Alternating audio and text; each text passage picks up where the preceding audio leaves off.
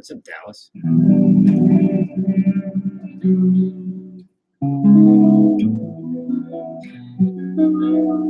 Working.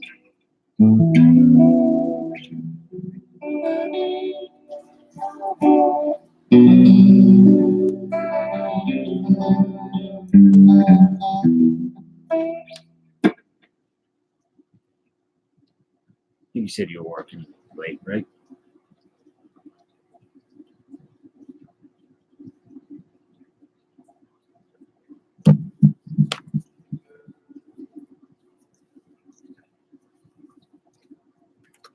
Is the audio okay?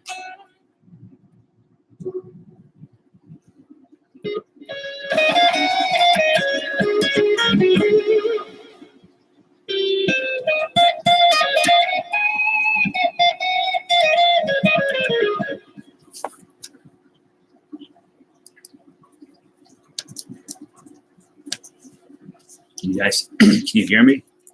Okay, cool. What do you do, Dallas?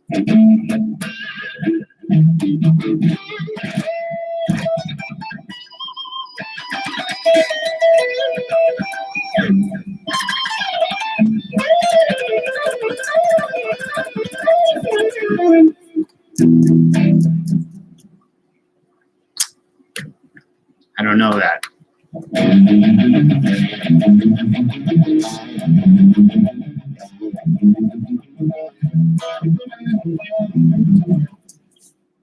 Shy, you detail, right? Like a detail shop or something? Make soybean peanut oil. Sounds like a delicious job. I used to detail. I did for like 7 years. It's the best job I ever had, as far as fun goes.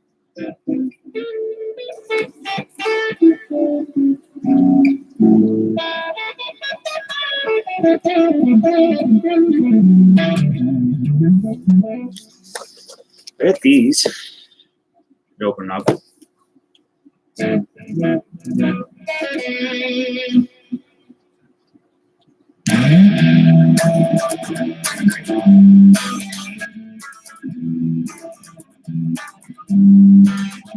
See this?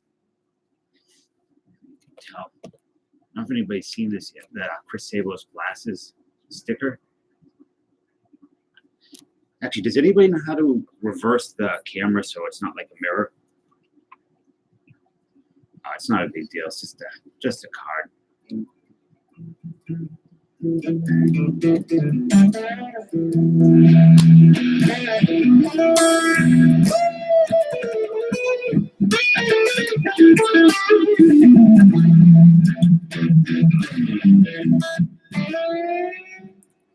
I'm surprised how much that car goes for on eBay, though. Now you're speaking my language. Say about jocks. Wish Chet Lem was here so I could show him my knee. Should I open these?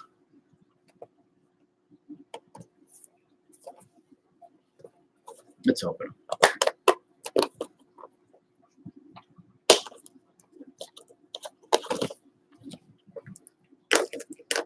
I should have been more prepared. Dallas, I can't remember where you live. Was it on the East Coast? I have your mail, which I'm really excited to open. I'm probably going to do it Saturday night. I love that motorcycle you were going to detail.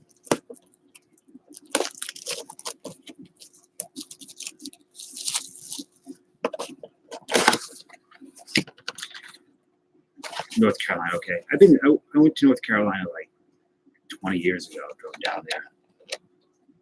I say they don't have the guts. They don't have the guts to put a Sabo on there or a Movon, Alex Cole, Felix Furman, Pascal Perez. Instead, we get some no-name schmuck comedian. Who here has bought these? I bought one value pack and I had no luck. And I watched the jabs break and all that. I didn't see too much great stuff come out here. Yeah. Smart. I have no luck with this stuff. 2, 4, 6. If I can get something. No, Dave Coulier card I'd be good with. I'm okay with that. 100%. What was his beaver name? That woodchuck, right? He would do that thing where you like cut it out. Dude is cool. To catch on the ripside. I heard that. That was good. Was it just Mr. Woodchuck?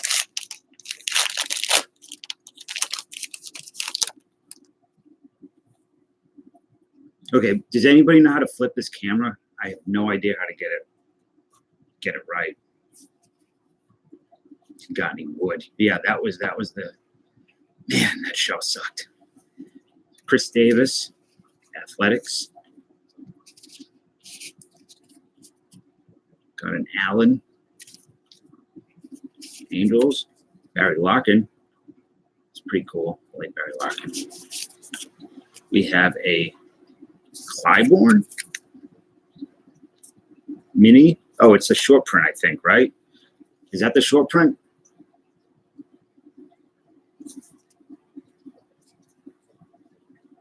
Loretta Claiborne or Clybourne, Special Olympics athlete. They send on Becky. Well, she did the college tuition scam, right? Clemente. And Charles Martinet, whoever this creepy dude is.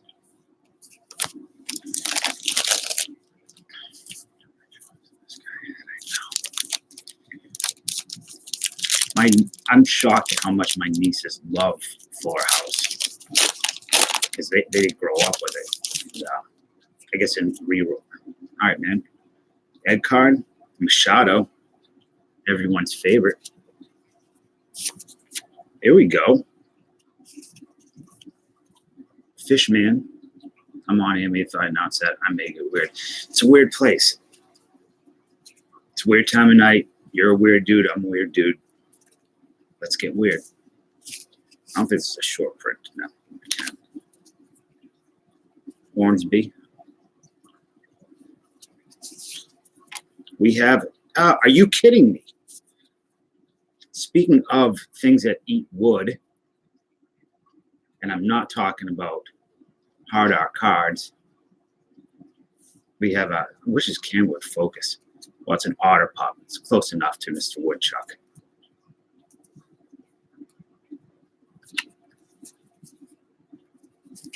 Scooter. And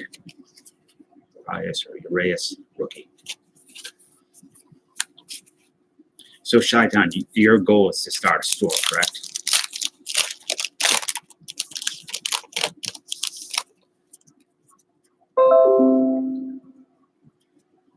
Who are my favorite? I just got yours. Who are my favorite wrestlers? Robertson. Stan Hansen's my favorite wrestler. Sorry if I'm covering up my fat fingers. Story. Hey, Chris. Real quick. Look at scumbag. I can't really move this camera. It's kind of got to stay where it is. This is a boring room anyways. Dave Winfield. Incredible equipment. This is really cool. Odin's Throne. I like more stuff. And someone tell me who this guy is. Quinn.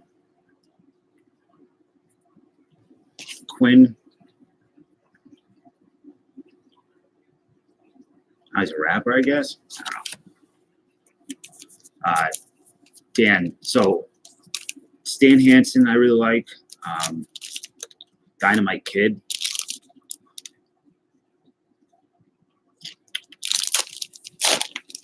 Ric Flair, I do like Ric Flair a lot. For modern guys, I like AJ Styles. Go Ricky Henderson. Colin Quinn, Tough Crowd. That show was fun. I don't know if that show, I don't think it exists now. Donaldson. Adams.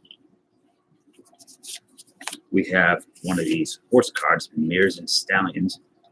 Mares eat oats. Siberian Husky.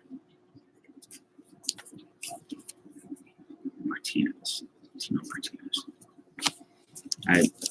What's up, Grant? Didn't Colin Quinn get fired from that show, or did it just not do well?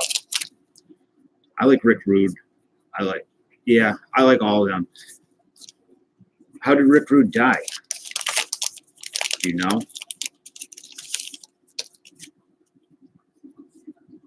Myers. The real, well, at least according to Honky Tonk Man. Scotty. Piazza. Not a Piazza fan. Stewart, rookie. Christian Stewart. Ozzy. Good old Ralph. Because I heard that he, that's kind of what I heard, that he injected something into it. Something and got infection. Died. Crazy. Post Malone. So I think his auto is pretty much, or it's got to be up there with the most valuable cards in this series. Dale Murphy. Pollock. Oh boy, yeah, it's a terrible way to go. Like, was it that bad you had to do that? Maybe it was. I don't know. Odd. You know, Dale.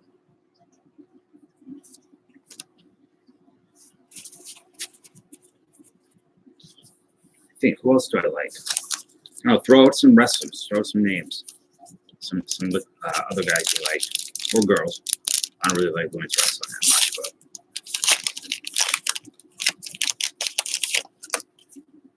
here we go. Mookie Betts. Hope he stays. I don't think he's gonna. Brayu. Dino Bravo.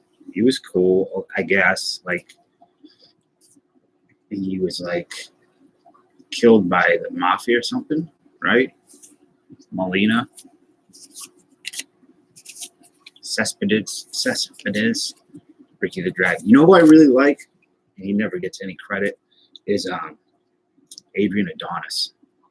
Like WrestleMania 3, his match with Roddy Piper is my favorite match of that WrestleMania. Piper's flute, Catfish Hunter.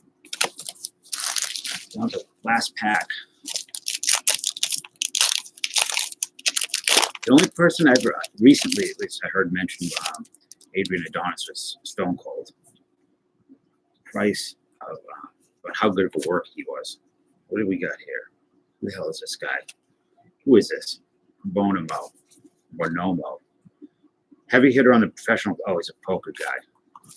Brooklyn Brawler. Did you just retract that you said the Brooklyn Brawler because you're embarrassed that you said the Brooklyn Brawler? History of Flight. These things are pretty cool.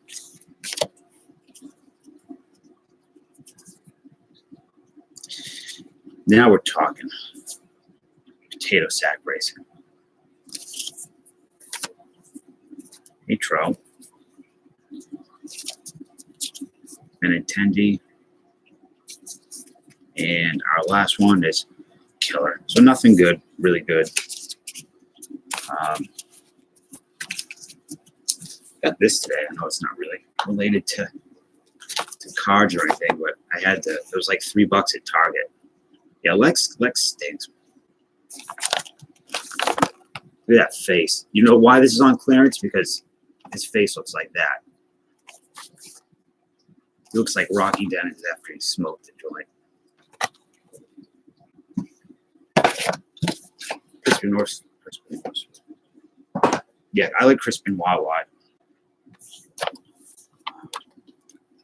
Daniel Bryan, I dig.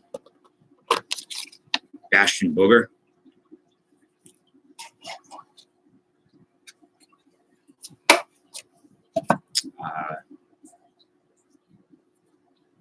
You guys ever see that earthquake match in Japan that turns into a shoot?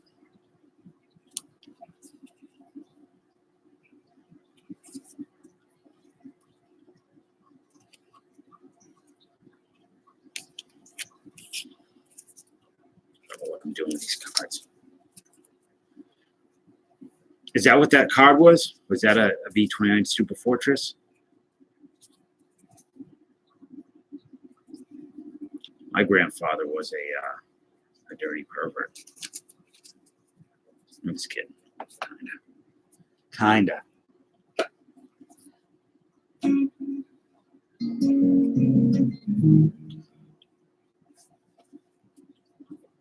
Did any of you guys buy that Sterling stuff tonight?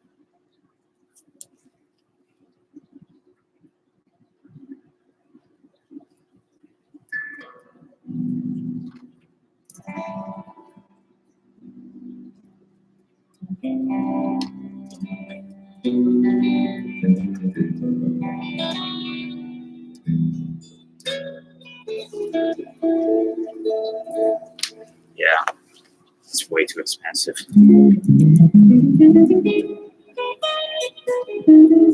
I mean, I don't even think it was that great looking. It was okay. Is Wanda Franco going to be the next big thing, or is he all hype? I have no idea. You know, well, young guys coming up. Yeah, there was like $50 a pack or $50, $55. The Bowman Sterling. All those high-end products are kind of crap.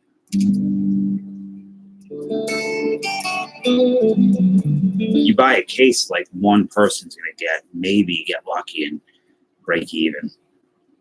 But even like a lot of the bigger name players in these, you're not going to recoup your money on them. No, yeah, it's a gamble for prospects. Yeah, to be the next Jerome Walton, man, it's time to invest in.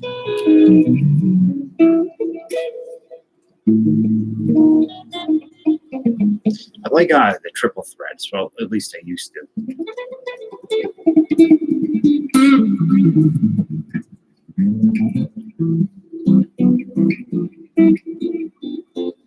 What else is coming out?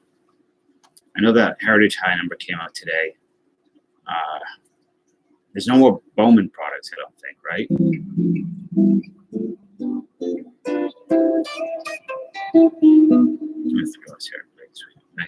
That's pretty good. Maybe I'll buy into that. 19 bucks. What's a hobby cost?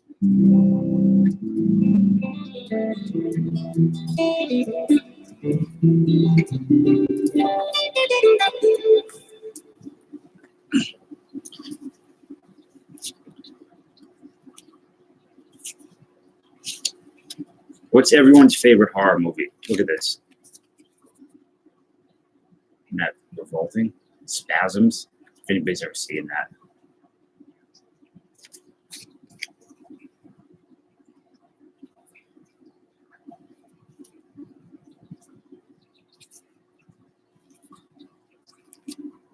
Super underrated movie.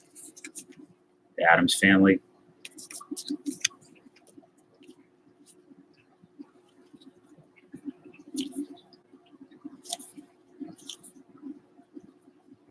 Topps Archives.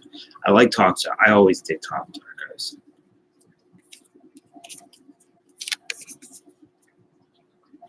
All right, so who remembers this movie? I'm sure most of you do. Nightbreed by Clive Barker.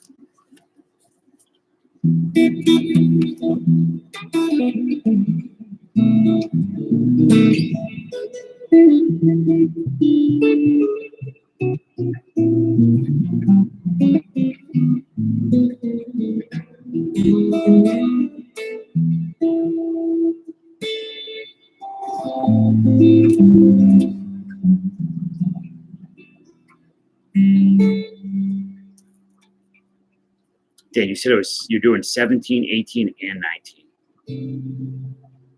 Bowman Chrome, Topps. What is Topps Luminaries? Is that new?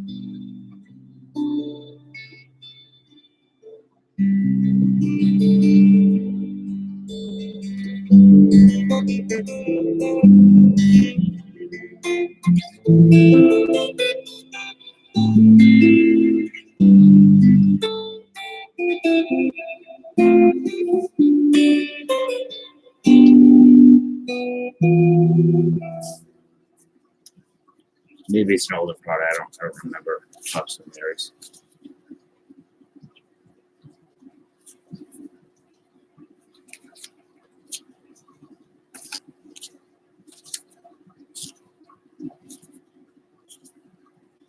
There you go, Dan. It's like looking in a mirror.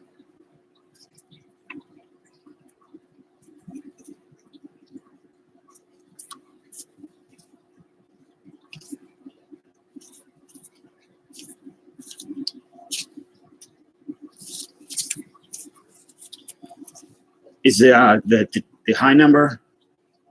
It's high number box, yeah. Is high number one hit per box per hobby?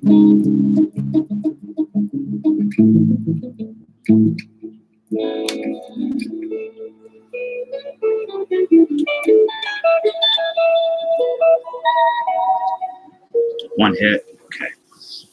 Are they always one hit? 17, 18, one hit too.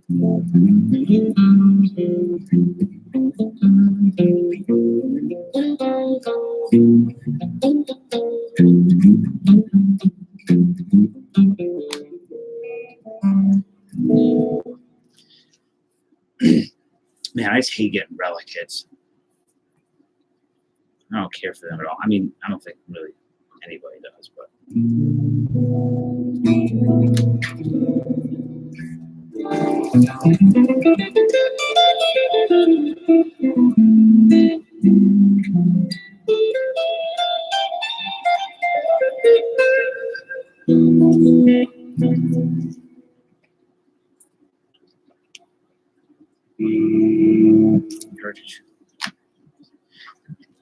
I like the Signature Series retired, or I did last year, and the regular Signature Series this year was garbage. legit one of the worst products I've seen recently.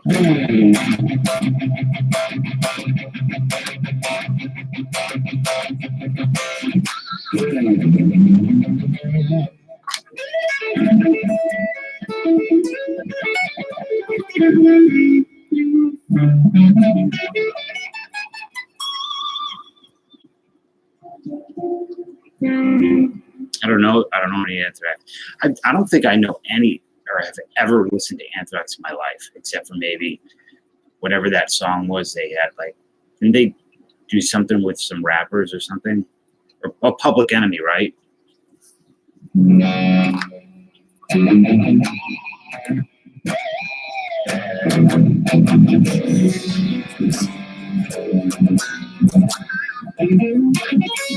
Hey, Sportsline. How are you?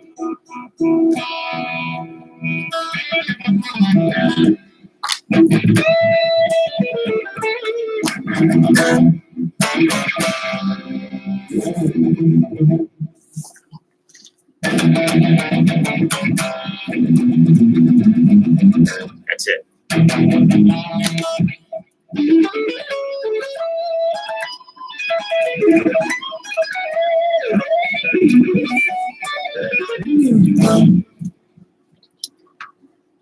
What's good in your life? Sports line.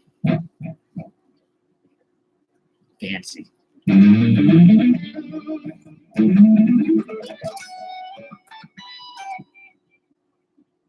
What planet do you live on that they still play New Jack's commercials?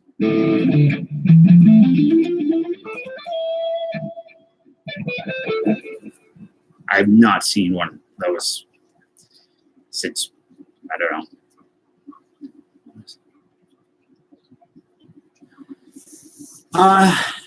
Not really. I know a lot of people who absolutely love them, and once a year they play like 10 minutes from my house at these fairgrounds. I don't dislike them. I just never really listen to them. Jimmy's Chicken Shack. I don't know what the hell that. I don't know. Is that a restaurant or is that a band? Willie McGee's Planet is. If you live on Willie McGee's Planet, I would like to know more about it. Jimmy's Chicken Shack. Okay, it sounds like a southern restaurant. It sounds delicious right now because I'm starving.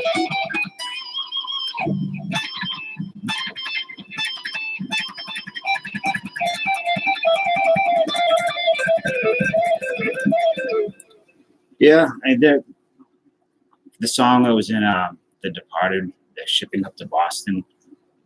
It's okay. What kind of is Jimmy's Chicken Shack? Sounds like a ska band from like 1997. What was that one? The Squirrel Zoot Suit Riot? Was that the Squirrel Nut Zippers? Saying that makes me want to die, by the way. I can't imagine Frank. No,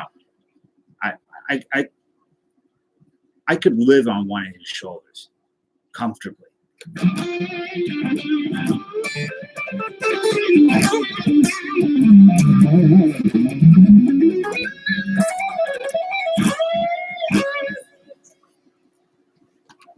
It's ridiculous. He doesn't even look like a human when he's wearing a suit. Who is the I should know, but the Patriots player that had a giant neck from like the 90s and early 2000s?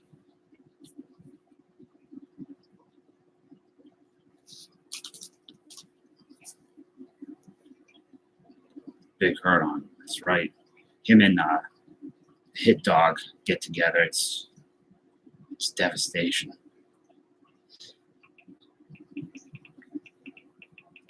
Patriot player with huge neck.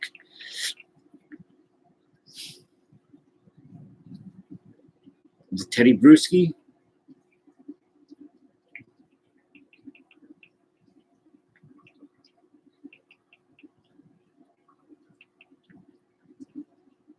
Not Teddy Bruschi. I don't know. I was watching something today and they had him on. figured somebody. Vince Wilfork was huge. This dude was a big white guy, looks like an ogre. Kind of looks like John Cena.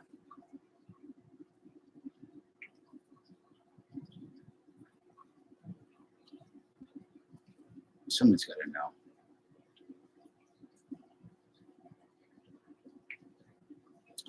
No. I keep thinking it's Teddy Bruschi. It's not.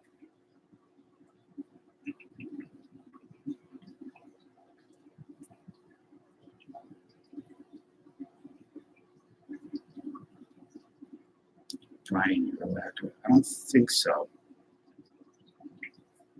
Try again.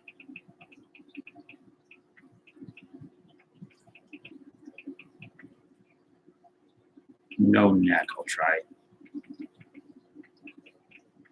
Anybody seen Daddy Long Neck on Instagram?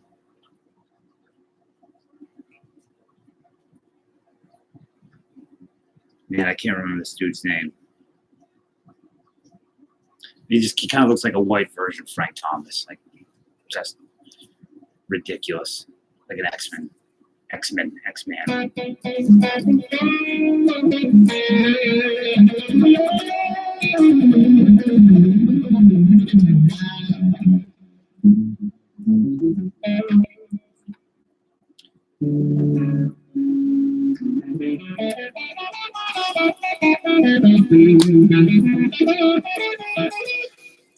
Anybody see anything good lately? Any movies or TV shows?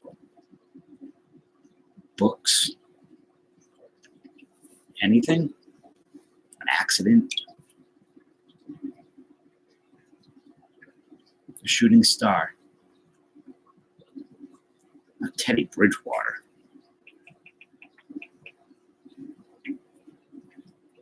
No, it's definitely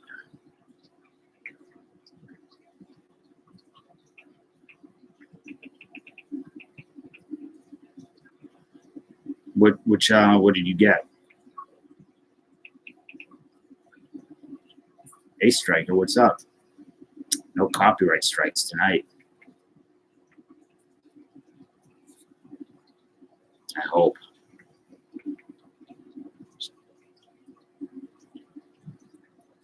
Yeah, him blowing out his pants was pretty amazing. Mike Grable. People on the Stairs. Man, I haven't watched that in a while. I'm going to have to watch that tonight. Let me see if that's him.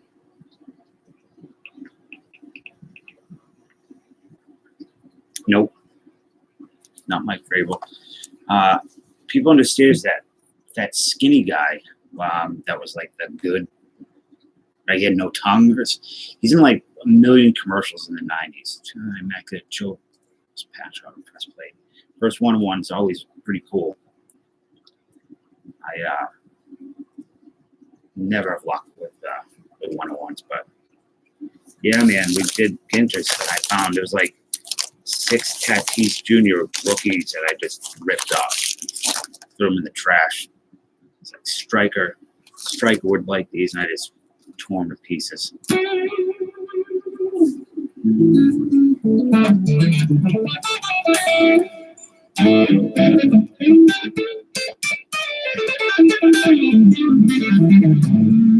Did you get any anything else in your second group break, Striker, of the Heritage?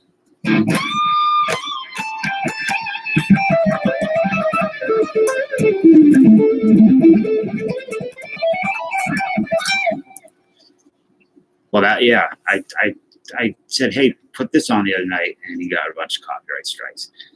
So I've had it in the background of some of my videos, and I never had a problem with it.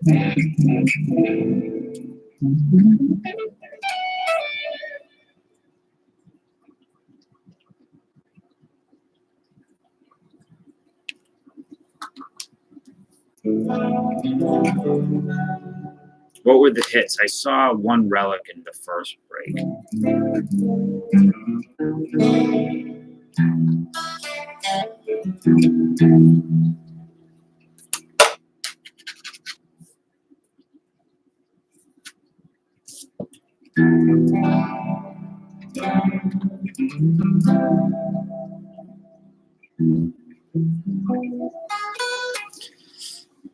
Taco Bell. He looks like John Cena. He's big around here in New England. I feel like an idiot. I feel like an idiot all the time, but 2,000 New England Patriots roster.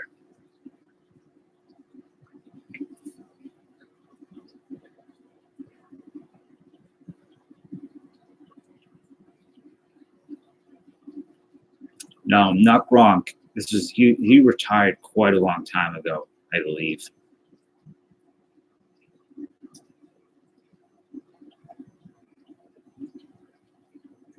Nope, not Edelman. All right, Striker. Well, thanks for coming in and saying hi.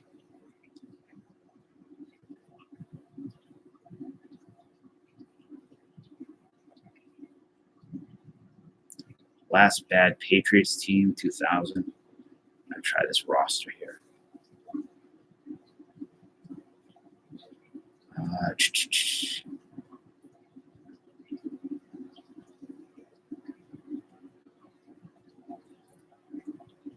Was it Johnson? Was there?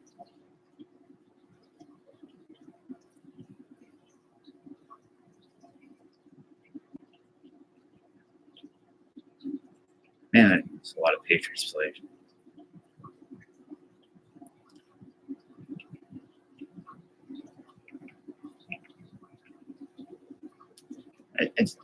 That might be Ted Johnson. Hey, Joe, what's up? Just get done recording your newest Goblin ASMR.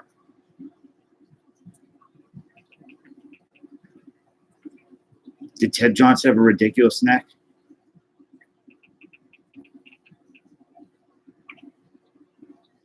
Yes, that's him. I won't really focus, but yeah, Ted Johnson. Ridiculous human being. Doesn't even look like a human.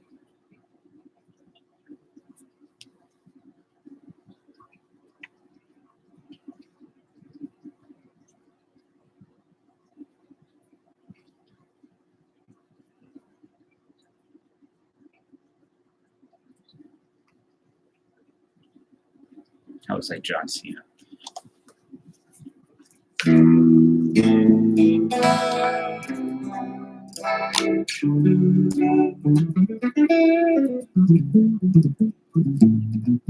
So Dallas, what did you think of people under the stairs today?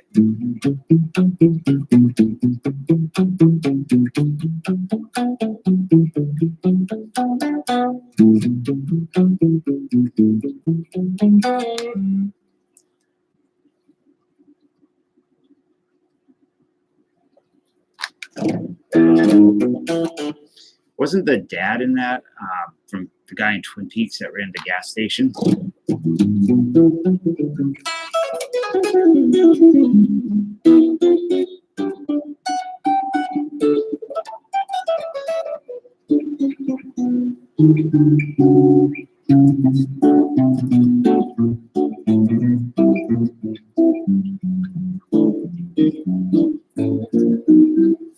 I love Twin Peaks. I love the new one last year.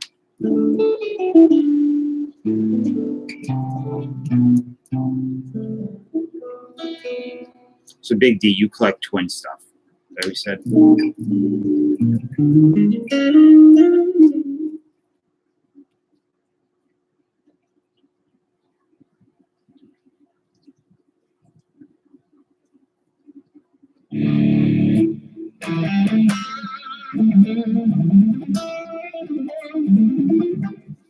I think if I have anything twins related, I can pass off to you. Might have some like old. I don't know if they still make them. I'm sure they do. Like in the 90s, I remember getting a lot of teen newspapers in the mail. I don't know why. I might have a bunch of twins ones. If you're interested in that stuff. Who's the greatest twin of all time?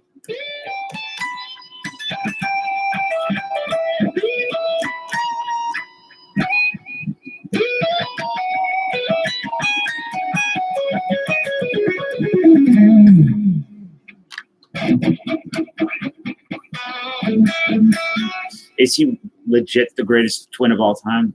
I have no idea. Obviously, it's the one I know the most because I grew up with him. But so Killebrew, is that true though? I've heard Killebrew's kind of overhyped. I don't know if that's true. That's what I heard. Rod Carew, Luke Collins.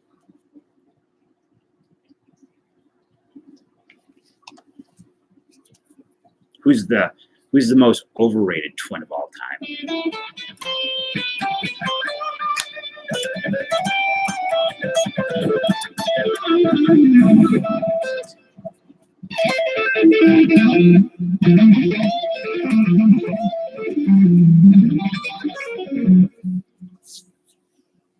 Is Frank Viola the greatest twin of all time? I think so.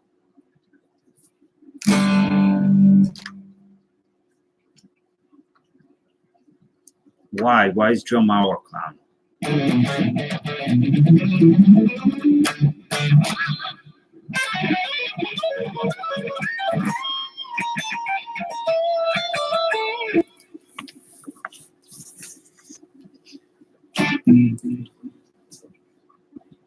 Let me see Joe Mauer's. I know a lot of people hate war, but I like it. Luke Collins from a little big league. You know, what was the one with the kids that play football? That started weird little Giants with Rick Moranis. I like that. I used to like that. Turn it on here. Joe Mauer. Let's see. Yeah, it was cool. I hated that kid that had the snot bubbles come out of his nose, though. I wanted to beat him up when I was that kid. That's right. He was the bad coach in it at O'Neill.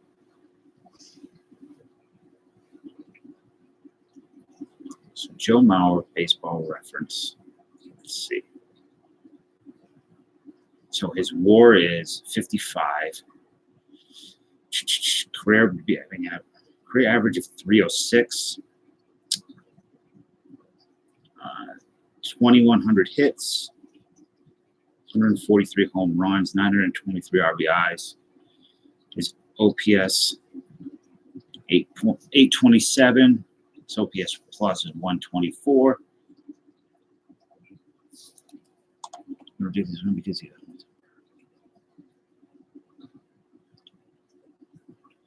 Yeah, his stats are, 2009 was really good.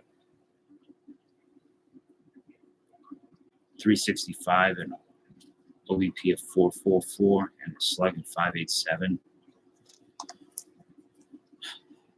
I don't nail is the shit. He almost played for the Steelers, I think.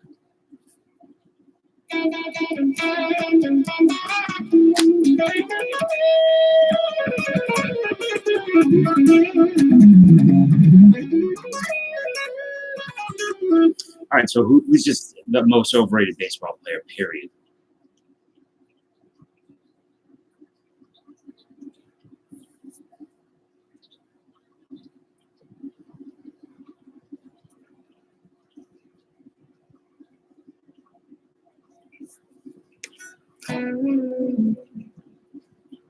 Oh, Brian Taylor. Well, does he count, though?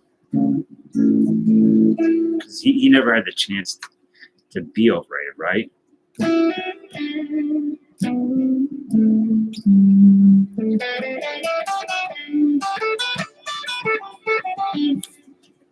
What's Kikuchi done so far? Bryce Harper. I'm not a fan of Bryce Harper either. I think it's him, though. I don't really like.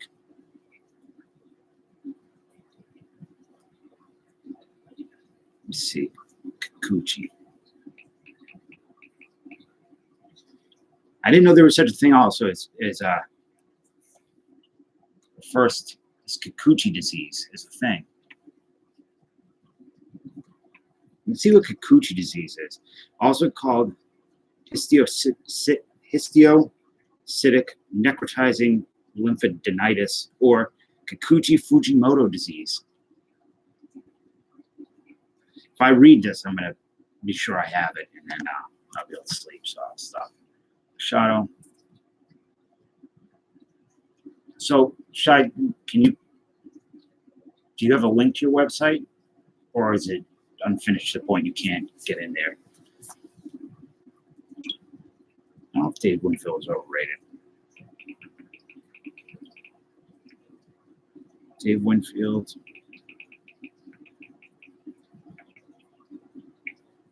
All right, who is the most underrated players of all time?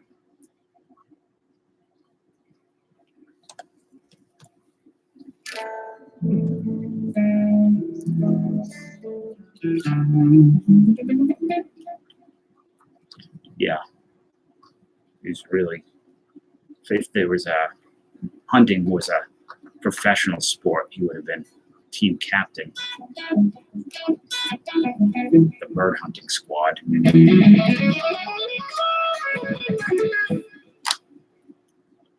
What's a player you never hear brought up that he was really good?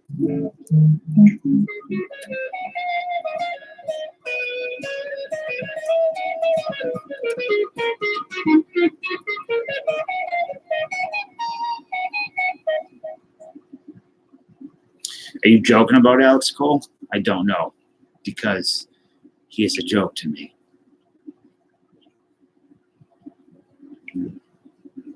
Okay, cool. I'm excited to see what it is.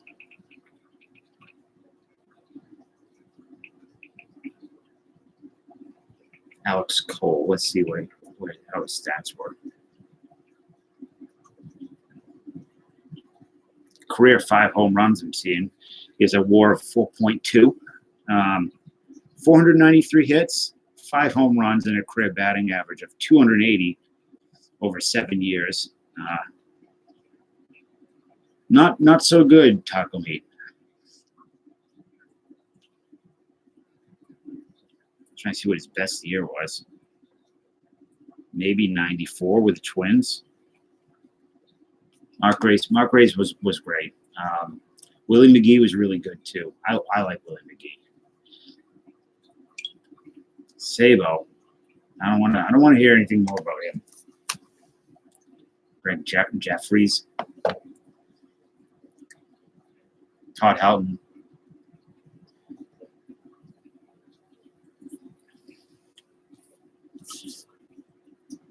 How many people went broke because of Greg Jeffries in 1988? Helton was a bum. Get nasty.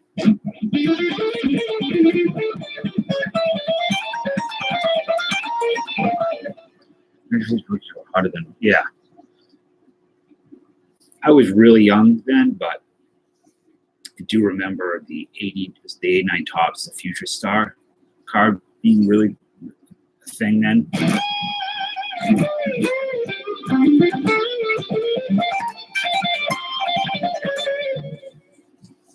What other cards are people prospected like that? Was it Cal Daniels in like the 87 or so? I thought I watched a video about him.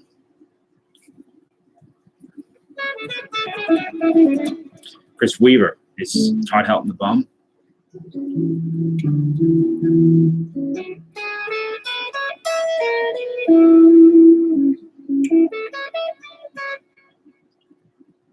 Really? Supposedly short print for Jeffers. So did they create the hype, or was he like a good player before? Yikes! You know, that's not too bad though. $38.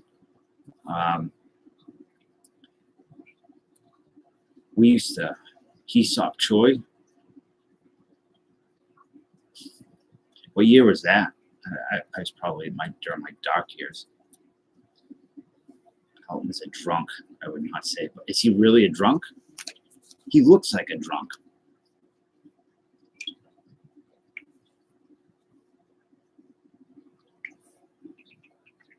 Todd Helton, drunk. Oh yeah. Yep. There he is. He's a drunk. Oh, that's that.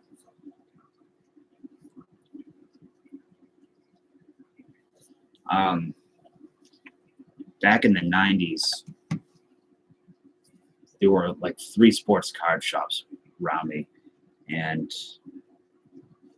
they're all gone now. But the first one to go, I heard that he had gone out of business because he was opening up packs and then reselling them with some type of heat press. But turns out, recently I found out he went out of business because he was sexually assaulting young girls. But when he shut down, my father went in and pretty much bought out the store of all the stuff that he thought was going to be worth a fortune one day for me and my sister. And it's worth nothing, literally nothing. Now, it's too bad, but we had fun buying it at least. And in the shop that came in after, the lady that worked there got in trouble for the same thing, sexual harassment of young boys. Creepy. I got a text the other day from a friend about a missing sports card collection that I thought was interesting. Maybe some of you guys will find it interesting too. Oh, I deleted it, never mind. There was a local, there were some people around my area whose father died, and they made a post on Facebook saying that their father's collection of sports cards and comic books that was worth millions of dollars was stolen sometime between 1993 and 2004 and auctioned.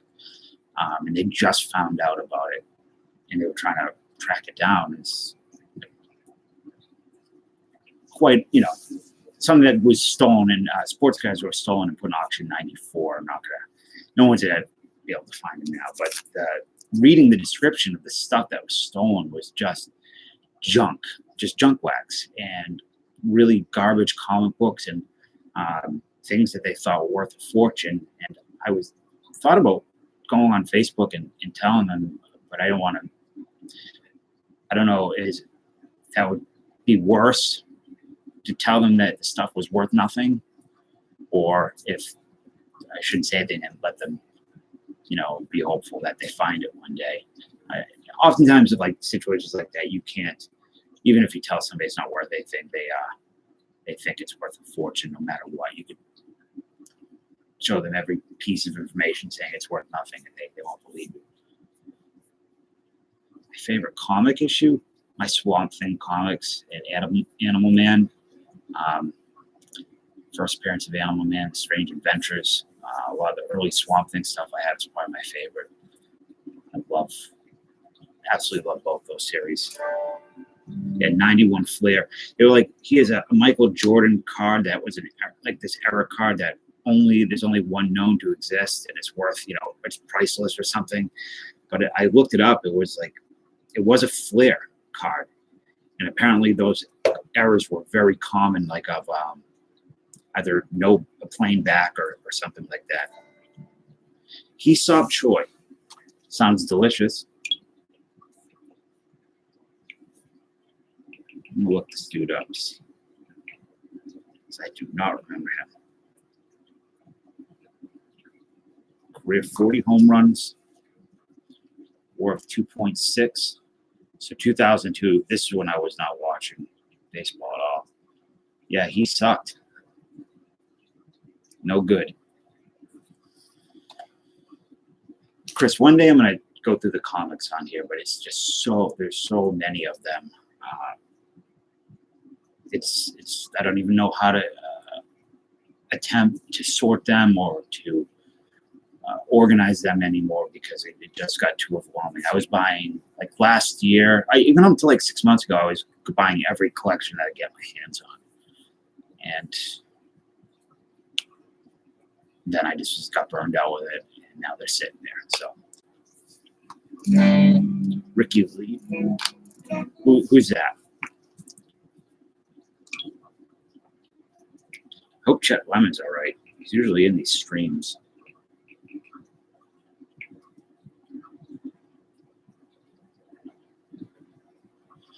My girlfriend got these she works at the government facility, and they have a kind of a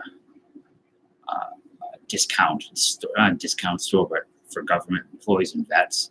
So she got me these. Yeah, Gildan's a good sock. I can go with that.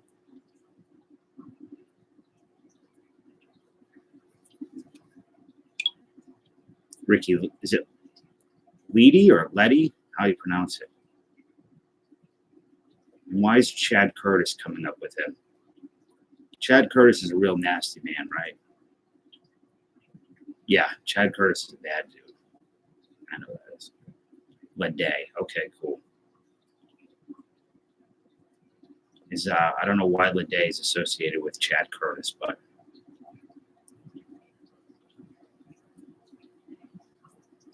yeah, he wasn't too good, Ricky Leday. Chad Curtis was an angel, huh? Gonna have to disagree with you there, because he was a monster. He's probably crying somewhere about the Oreos, because they're to be an Oreos fan.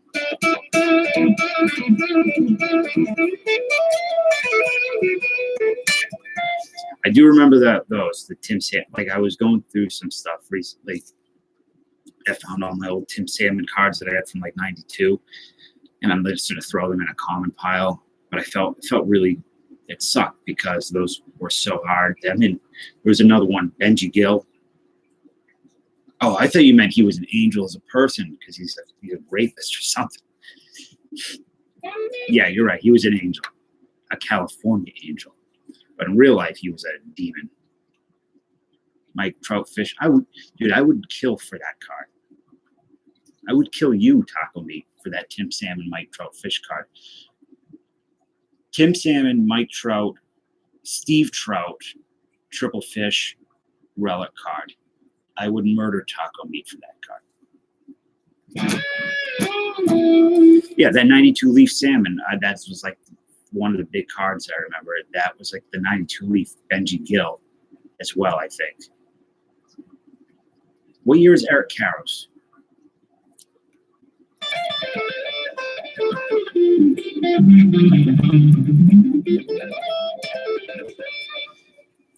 So we have you have Mike Trout, Steve Trout, Tim Salmon. Are there any other fish players? There got to be. Oh, you have Catfish Hunter. Get Catfish Hunter in there. Trying to put together all aquatic team. Bob Bass, Kevin Bass too. I have a feeling was there a player in the 1950s named Johnny Octopus? Because that would be great. I don't know.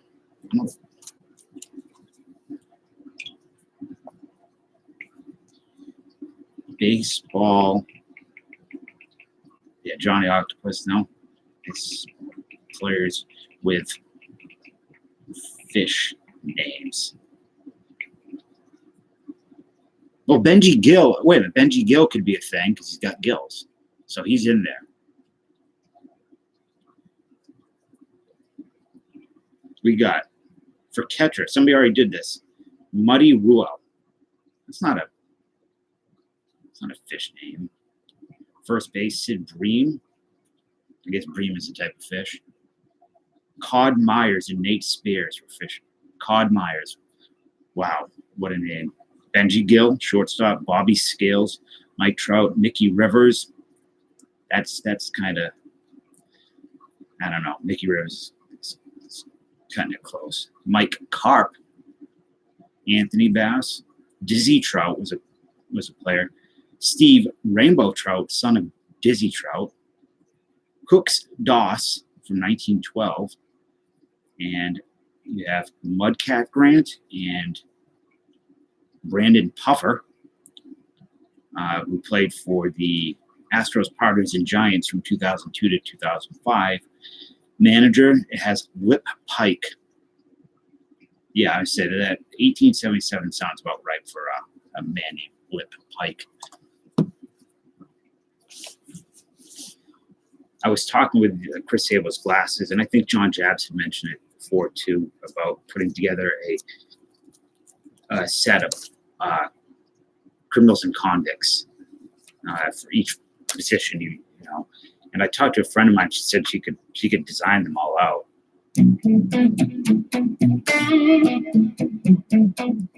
So obviously you could have what's his face that you're the Angel, Chad Curtis, Pascal Perez, who I believe was killed in a drug deal gone wrong. Was Mondesi fraud or something like that?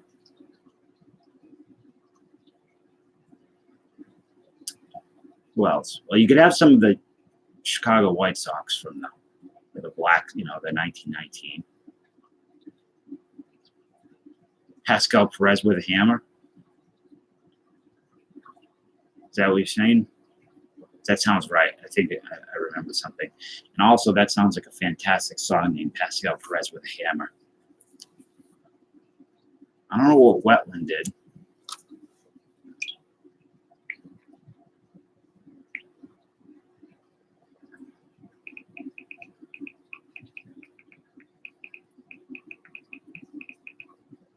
John Wetland. Oh, wait a minute. I think I do know what he did. He did something recently, right? Let me see.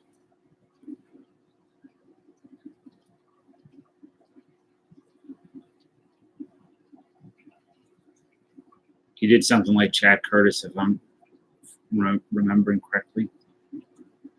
Okay, yeah. Yeah, John Wetland can he can stay off the team.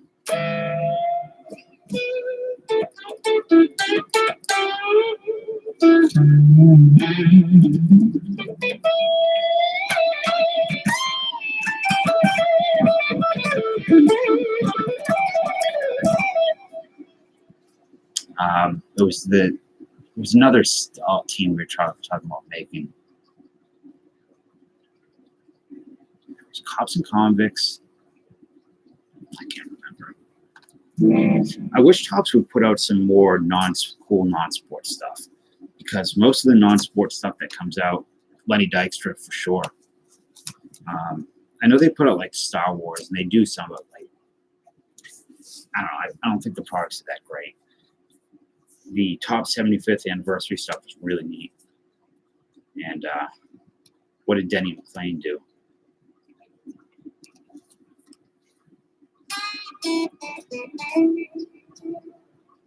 I thought Lenny Dykstra was the coolest when I was a kid. Tax evasion. Cepeda did some time, I think, from tax evasion. I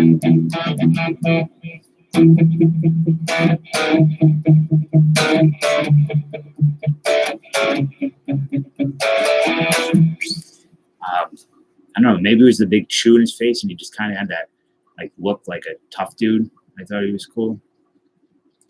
Hold on loosely.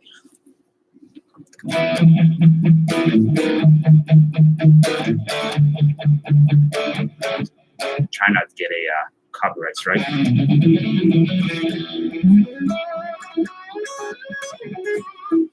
You know what? I liked Molly Hatchet a lot when I was younger. And,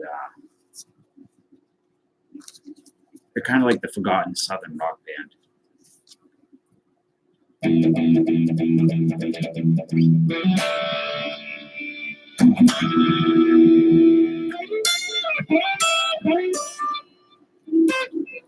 Chris, now you're in Alabama, correct? So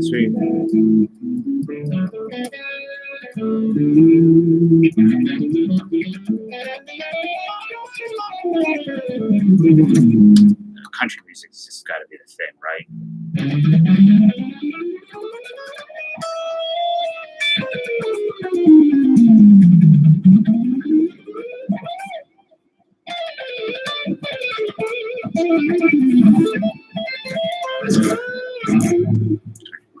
It's really big up here too. I'm surprised because it never was growing up. Country was really not popular around here at all. But over the past couple of years, yeah, I don't listen to any country. Like, I'll listen to some old stuff, even like some '70s country I listen to, but uh, yeah, I mean, it's like you can only hear someone. I guess I kind of think of it as like rap. It's white rap. And it's not a bad thing or anything. It's just it's got that same kind of shallowness to me that you're rapping and singing about your cars and your trucks and 80s stuff. Yeah, I like a lot of the like the 80s synth stuff, soundtracks.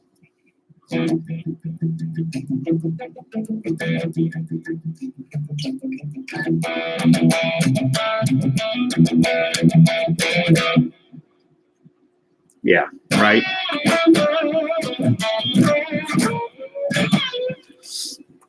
I saw Metallica on the Load tour, and it happened. I went. Corrosion of Conformity opened up for them.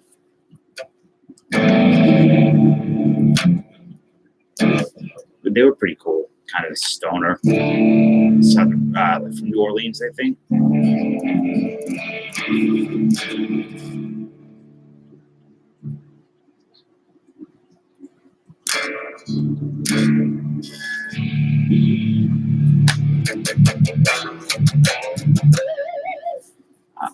But Ride the Lightning's my favorite Metallica album. Just got a real creepy. There's a movie, if you ever get a chance to watch. Well, have you ever seen, or anybody seen that movie Paradise Lost about the West Memphis 3?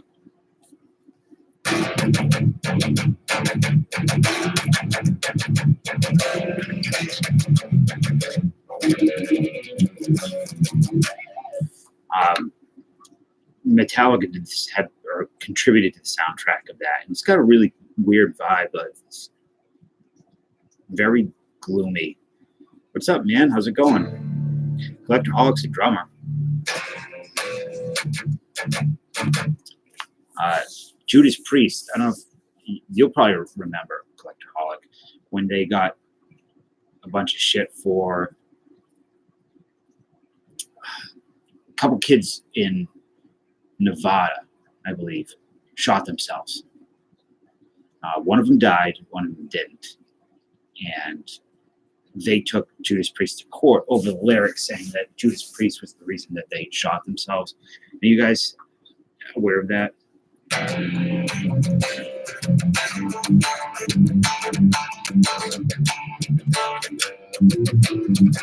Okay.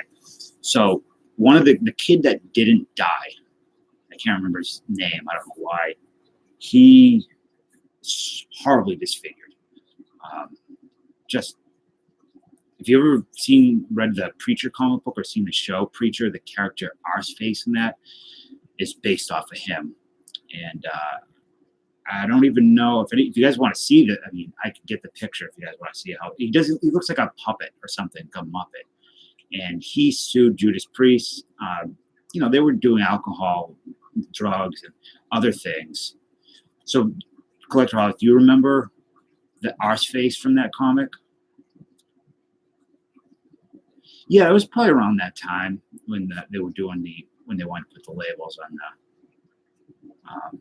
the records. Yeah, it has to be.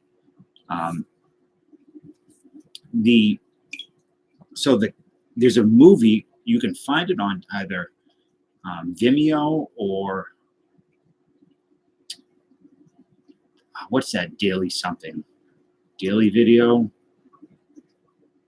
It's called Dream Deceivers, and it's a documentary about that whole thing. And it's you're following the story and the kid who shot himself, and the soundtrack is Judas Priest, and it's super low quality. It's like a VHS rip, and it's got this super creepy.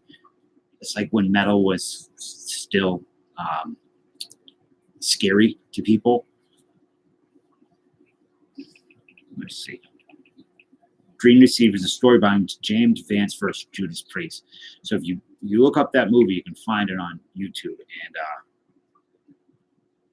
This is what the dude looked like. He didn't even look like a human being afterwards. Like I said, he looks like a muppet. Unfortunately, he passed away a few years later from accidental overdose in a hospital or something like that. But their story is really interesting, and I think it would be a really great movie.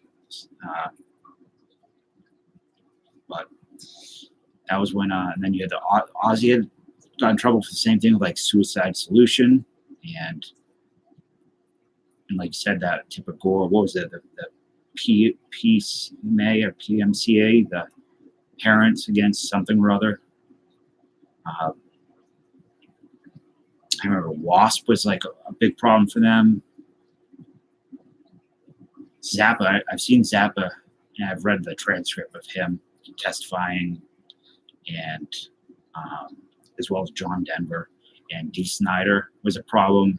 Guar, was Guar a thing then? I never got into them. I got friends that really love them. Yeah, Don't Eat the Yellow Snow. Nanook. No. I love Zappa.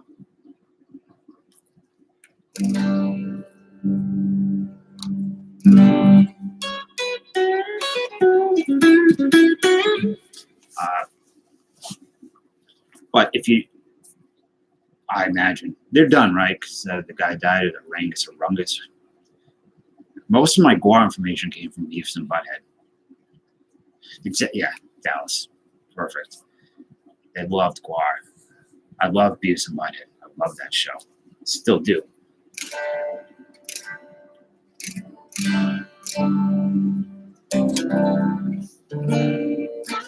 Could never, ever exist now in 2019.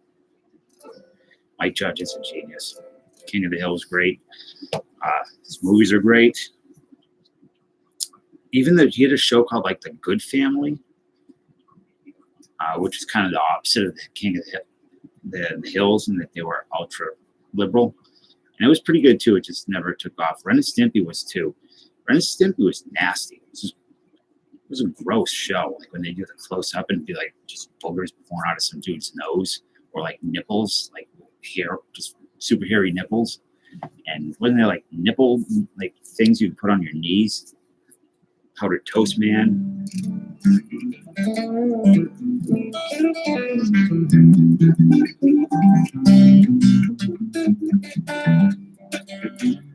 The guy that did Ren and Stimpy just got busted for some type of sexual assault charge. It's Mr. Pickles with a dog, like a border collie.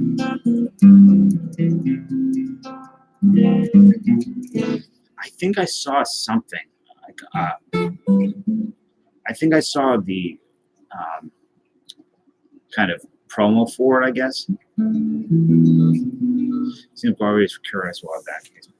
It's craziness. It's like I think all the guys from Guar were, and the girls were like college art students who just kind of came out of that, like Rob Zombie style art too was big in the 70s. That like Rat Fink style to like the nth degree, and I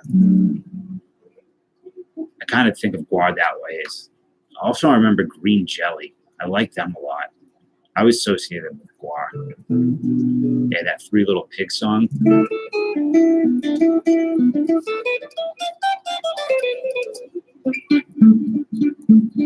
Collectorholic. How was your the Alice in Chains concert?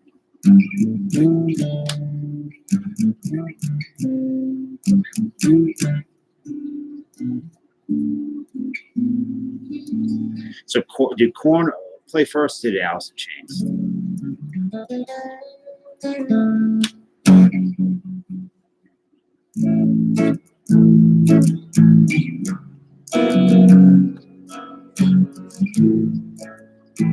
Yeah, that sucks on a Tuesday.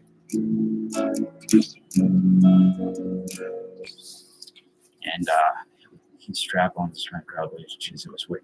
Yeah, it was like it's like Gallagher on acid, right? Remember Gallagher once a thing? The dude's a nut. He's like insane. And then his twin brother tried to steal his persona or something. Who were the other two bands? I used to rent Gallagher VHS all the time. I don't know why. Because they're not funny. Smash some fruit. Yeah, he'd smash a watermelon with a giant friggin' mallet. That's not funny. I don't know. Maybe. I never was into Korn, but Alice in Chains I've always really liked. Horror.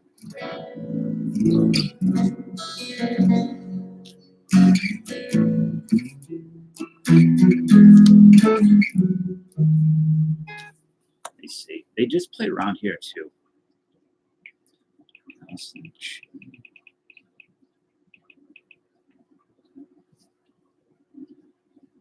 Who's your favorite drummer?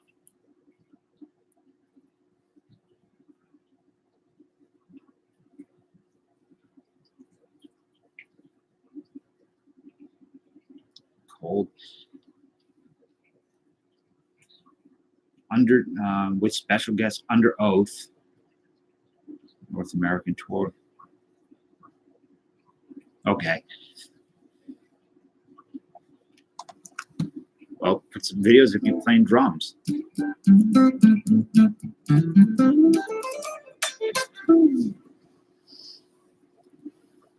I'm trying to go through these cards so I can do a video on them, but the video is going to be like 10 hours long because there's so much crap to go over. These you might like them, collectors. These old Fangoria cards.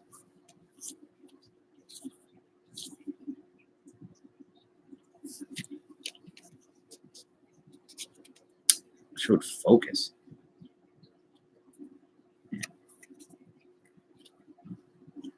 The last Korn song I heard sounded more like In Flames or death metal than it did Korn. And that's a terrible Halloween 4 was friggin' so bad.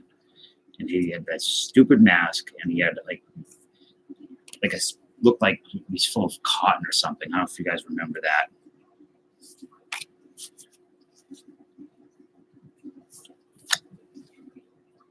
Yeah, the drums from Tool's great. I love Tool. Creep Show, the Roaches.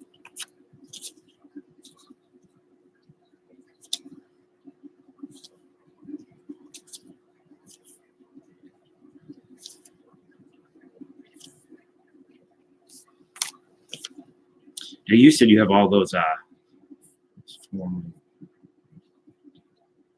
for the one where you keep seeing a pair of boots with silver tips on the toes. I think that was, I don't know what the hell you're talking about, actually. I'm thinking of Friday the 13th. The Bounty Hunter. I don't know what you mean.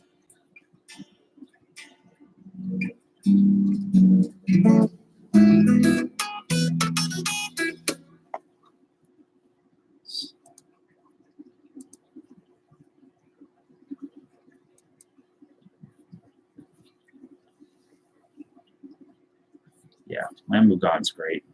I'm surprised how old those guys were when they kind of broke out into the scene. We saw a pair of boots with silver tips come up this week. Well, Halloween 3 is Season of the Witch, right? So there's no Michael Myers in that one. And I love Halloween 3. August Burns Red. They're like a metalcore band, August Burns Red.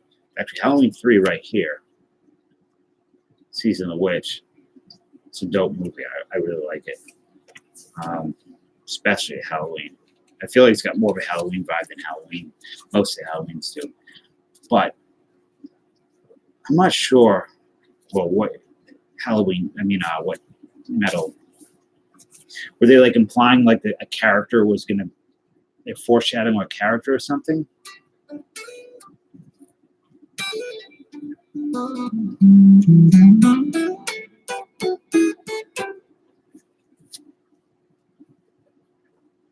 It's my as far as I know. Those boots, Halloween movie, silver tipped boots.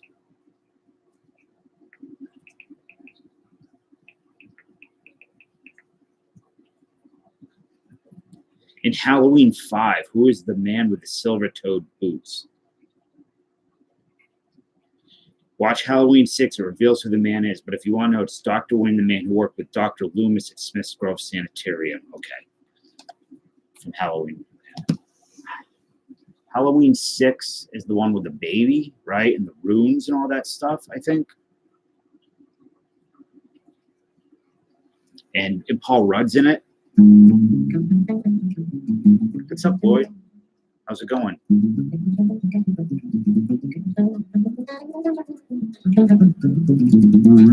Yeah, you shouldn't watch those. Halloween 6 is absolute garbage. It is, like I said, Paul Rudd is in it, and he's young. I can't remember if it's before or after Clueless, but he thought it was so, he thought it was the end of his career because the movie was so bad. But it's weird because he's like acting like Paul Rudd, the funny guy, when he's supposed to be like a scary scene. And it just, I don't understand. It's a weird thing.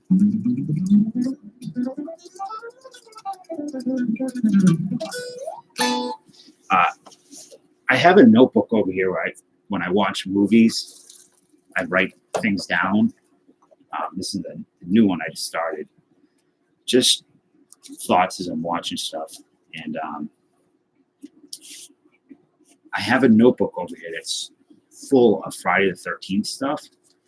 And I tried to, if you watch them, all of them, except for the new or the remake, they make no sense, right? There's no canon. In fact, I think it was Halloween 2 or 3 where Tom Savini quit because he was like, because of that, it just didn't make any sense. So I tried to write out, create some type of canon for Friday the 13th series. What is Jason like?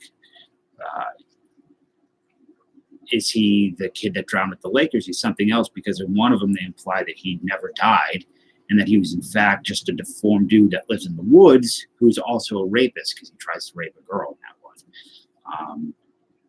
So the only thing that I could come up with going through all the movies is that he's some type of nature-based thing. And otherwise, it doesn't make any sense at all. And when you watch them, a lot of the stuff he does coincides with lightning coming down, and rain, and winds. And the first one they meet, when the kids get in the cabin, before anything happens, they kill a snake, and they actually do kill the snake in the movie. It's black. I don't know what type. It looks like a water snake. They cut it in half, and that was kind of when the things begin. So in my mind, when I watch it now, I think of him as some nature beast, like a swamp thing. I don't know. Sounds kind of stupid, but it's the only way those movies make any sense. Halloween makes less sense. It makes none at all. And then you have Jason X, which I don't know. It's, I think Friday the 13th Part 6 is the best because the director didn't take it seriously at all. That was the one where, if you guys remember, if you've seen it, where they pushes a face into a tree. When he pulls it back, it's like a smiley face. And the first time the sleeping bag scene happened, where I believe it was the first time he beating the kids in the sleeping bag. But it's kind of funny. And it's kind of, the beginnings like Frankenstein, and they gets electrocuted. And then Jason X is ridiculous too. It doesn't take itself serious. And when you have a movie like that, where the heart and soul of your movie is murder and boobs, if you take yourself too seriously, I think it's, it easily falls apart.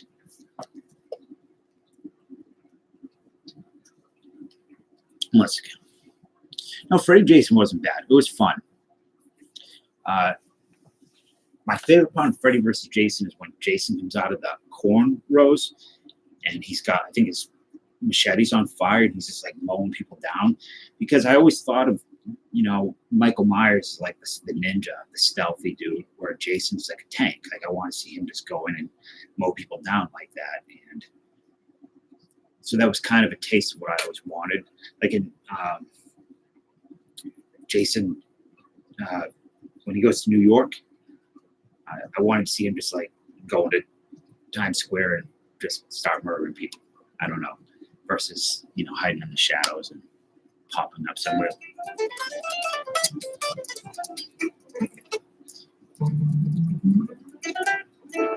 I like Nightmare on Elm Street a lot too.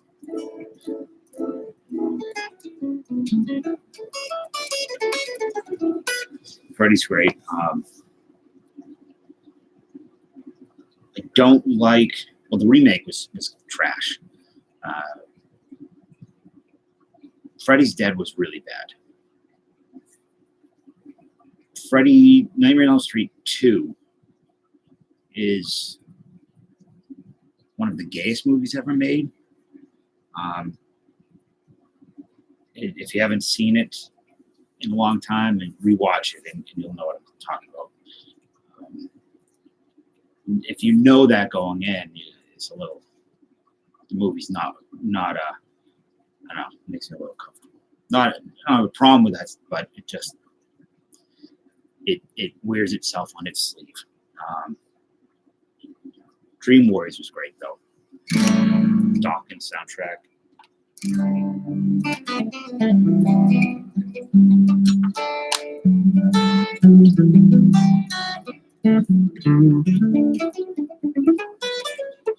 Feels like the slasher genre is kind of dead, right? I don't think there are any good slasher movies coming out anymore. Dream Warriors. What was the song? Wasn't the song they did for that soundtrack? Dream Warriors. I have the tape somewhere for it. The slasher movies were. Jeepers Creepers. I don't know if I'd consider that a slasher movie. Kind of. Are you guys familiar with Victor Salva, the guy that directed Jeepers Creepers?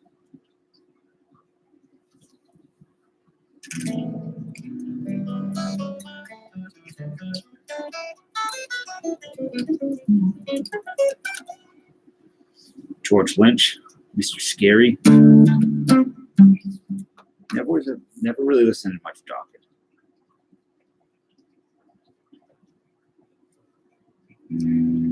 So the guy that directed Jeepers Creepers, his name is Victor Salva. He also directed Powder, that movie that exists called Powder. And he directed a movie back in the 90s or 80s, I believe, late 80s, called Clown House, which I love. It's a great, weird horror movie about three dudes who escape from prison or escape from the mental institute, and they kill some clowns at a carnival and then dress up the clowns and attack the family at night. But Victor Salva is a sick man and did some sick stuff with the child actors on that movie and went to prison. But when he got out, what's his name? Francis Ford Coppola kind of took him in and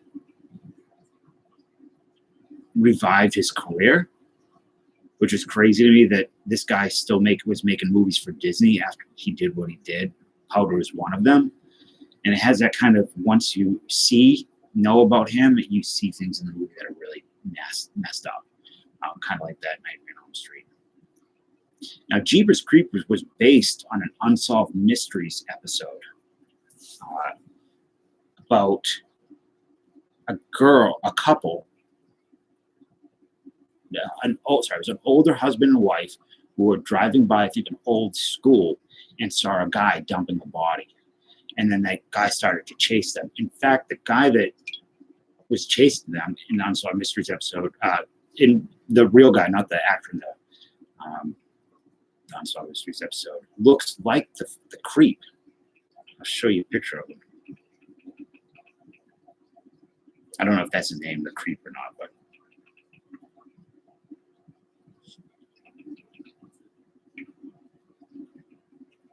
so the Unsolved Mysteries true story. This is the dude that the creep from the guy from Jeepers Creepers was based off of, and that's a scary looking man. But it kind of looks like him. The neck, I don't know, from what I remember. He killed his wife, and then dumped her to school, and then chased down this car, and that's where Jeepers Creepers was at.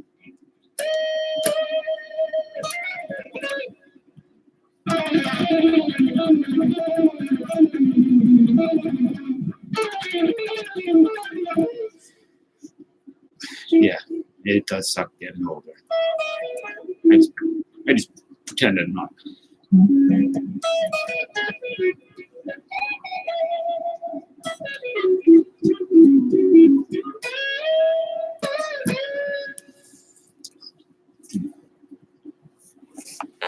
Yeah, that was a great show, man. I know I showed it once, but I'll show it again. This amazing sticker that Chris Sabo's Dear Someone made. That show's absolutely terrifying. I watch it now, like it's on Prime. That was why I got Prime. I heard it was on there because the DVDs were only put out for like a minute, and they're super expensive now, I think. And they're not putting them on Blu-ray. I was on their Facebook and I asked them, I said, there's no demand for it to be put on Blu-ray. So I was on Prime, which is cool, but I can't watch it much because it makes me feel so creeped out, even now. Lloyd, it's on Prime if you have it, Amazon Prime streaming, and it's. But the cool thing about watching is now when you do, you can look up the cases and see what happened. You know, most of the time, like I think we talked about last time, you know, it's like, oh yeah, the sister killed the boyfriend or something. It's not as crazy as it seemed then without that information, but there's a website called Missing 411, and it's this guy who does some. It's kind of like he tracks missing people in state and national force, I believe, and it's kind of creepy. It's kind of got that unsolved mysteries thing about it. Missing 411.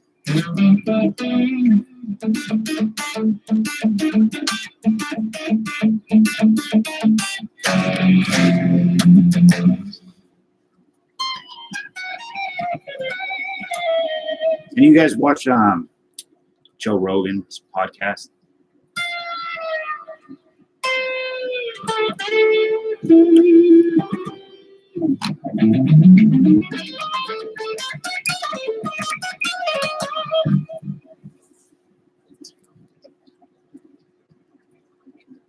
Occasionally.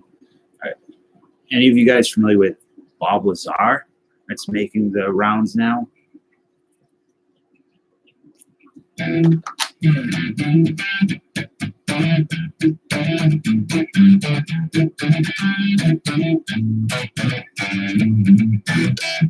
Or he was the guy that supposedly blew the lid off of Area 51 back in the day.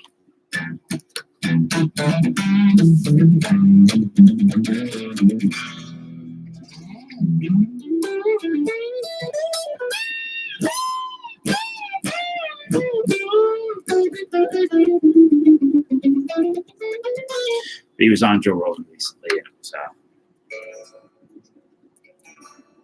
tough to watch.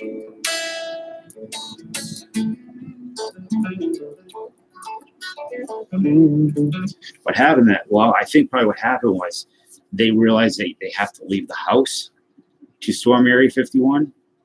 Also, they would die. Those two things probably together probably kept a lot of people from trying to storm Area 51.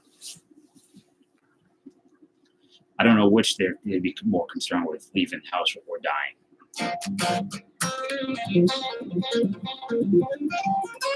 This guy, Bob Lazar, back in the 80s, he was the first to come out and talk about Area 51. He said he was a scientist there. Yeah, it would have been cool to watch.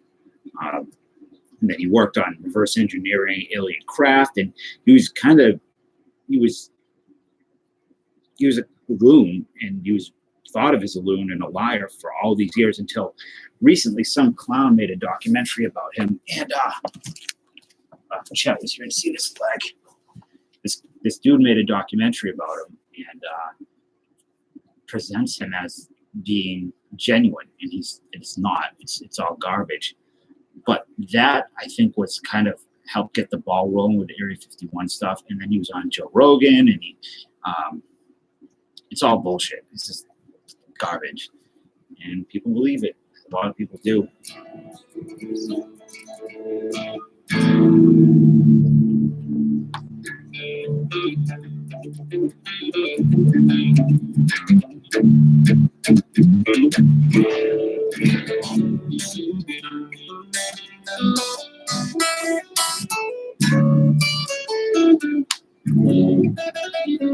I was hoping that John Jabs would break those Stranger Things cards. I don't really like the show, but I do want to see what kind of relics are in there.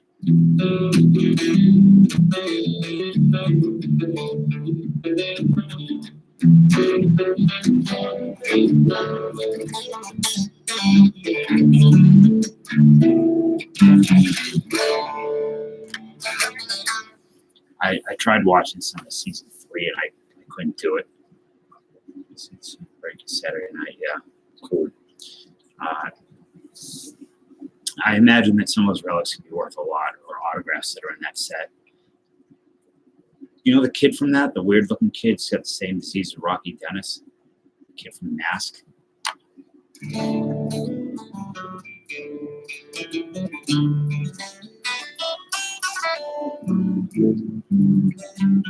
I saw like 2 episodes, and the first season I didn't love it, but I appreciated it, and it was kind of moody, and it had it's a vibe to it that I dug. But when the show, like, if you took out the nostalgia factor, I don't think anybody would care about that show. No one would watch it, and that's fine. It's not, but I don't know. It becomes too much nostalgia at times, I guess. And it's weird seeing like people I know that are younger, that born in the mid 2000s, like getting into like 80s nostalgia. And I think it's like the last generation for like ET meets the Goonies. It's like kind of got a Stand By Me thing going. The first season did, and you know, ET and the Goonies and Aliens and Wavelength. If you ever seen that movie with the Carradine from Revenge of the Nerds. But like,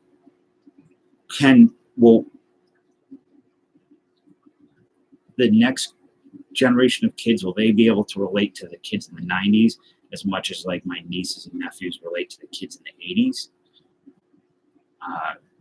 They seem to connect well with kids from the 80s. And I don't know if it's because it was kind of like the birth of the tech that we have now. So it's not like the 70s for me. I was born in the 70s. I don't have any feelings towards the 70s. But I look back and I imagine that people younger than me would have an easier time connected to the 80s than I would to the 70s or 60s, because they could see the tech and coming up, and some of the music stuff is stayed on as well. Yeah, and that's not a bad thing. It's just I think that if nostalgia is the only reason, then the story can be not so good at times, you know. But I like the early 2000s, like around the early, like 2000, 2004, things became really generic. And I always use like the WWE as an example of, like, if you look at them through every era, they kind of a representation of the times. And they've been, since the 2000s, have been, you know, it's just nothing. It's just very generic. It doesn't really tap into that zeitgeist like it did in the 90s, the 80s, the 70s, and the 60s. So I don't know how nostalgia is going to work in the future. And I think also because you have memes, right? Everything's a meme now, like that it's so quick and it's in and out that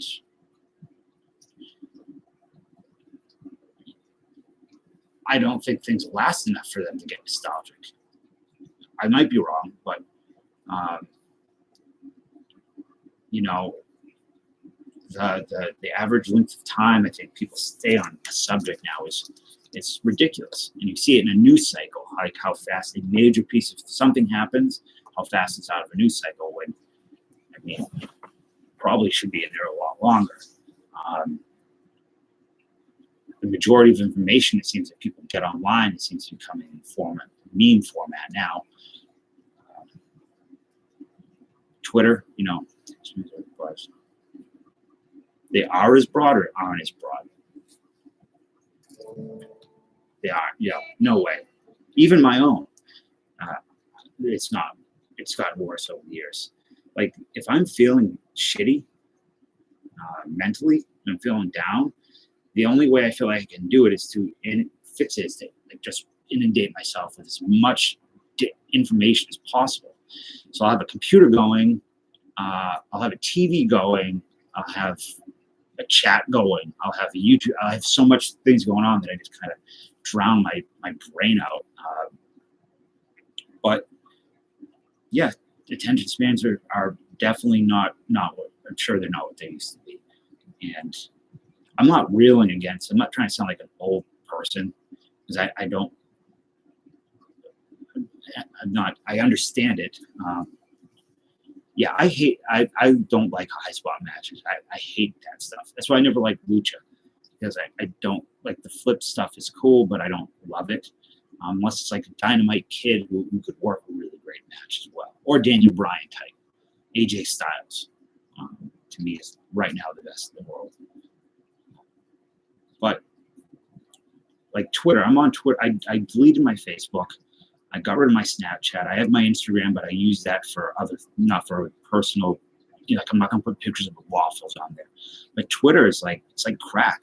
And I'm always like typing shit out and then having to stop, because I know I shouldn't say this, because it's so easy to say something nasty to somebody, or, you know, to be ultra defensive about something, that I have to always remind myself that people can see this, and, you know, it's not a good representation of how you are as a whole, and I shouldn't put it out there.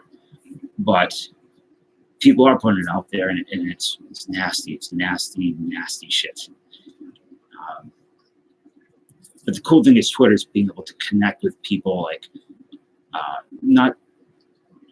celebrities and people who you might like. Joe Bob Briggs was one for me. I always looked up to him, and I can reach out to him, and certain directors for movies and writers and things like that. Even wrestlers, you can reach out to wrestlers. I don't think I've ever done that, but so there's that cool. And the Twitter's nice for information getting out really quick. But other than that, I think it's probably the worst thing. Like social media is probably the worst thing ever made, and will be the downfall of society.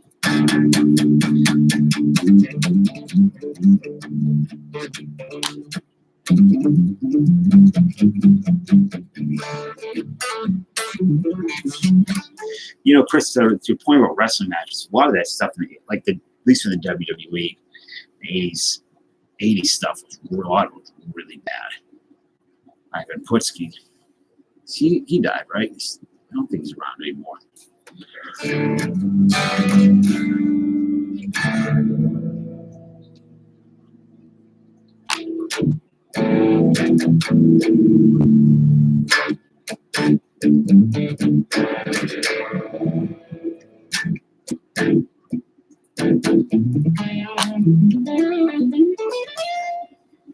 And Twitter almost demands that you get political. Like, you can't not.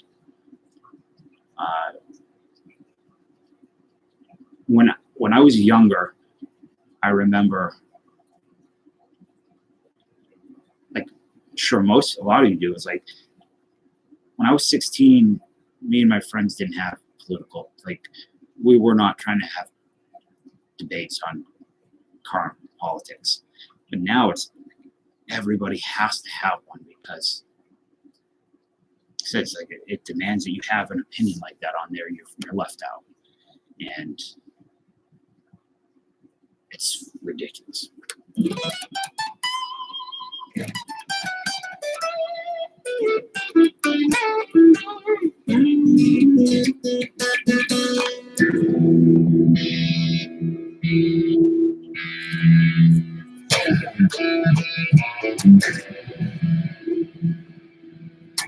All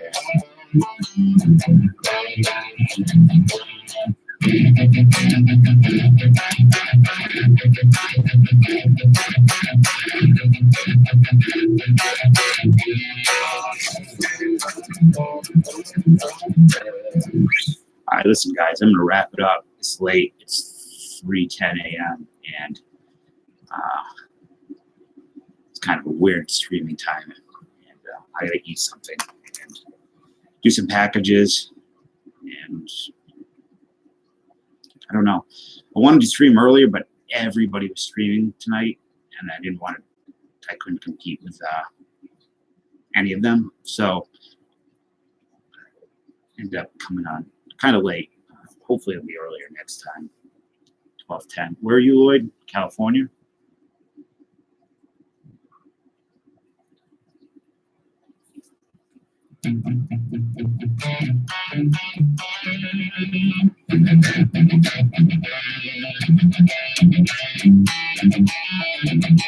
Are you working, Collectorholic?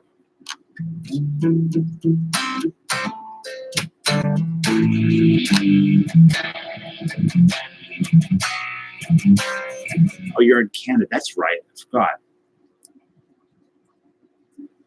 Why do I think Alabama is 3:10? I always forget that you're an hour off.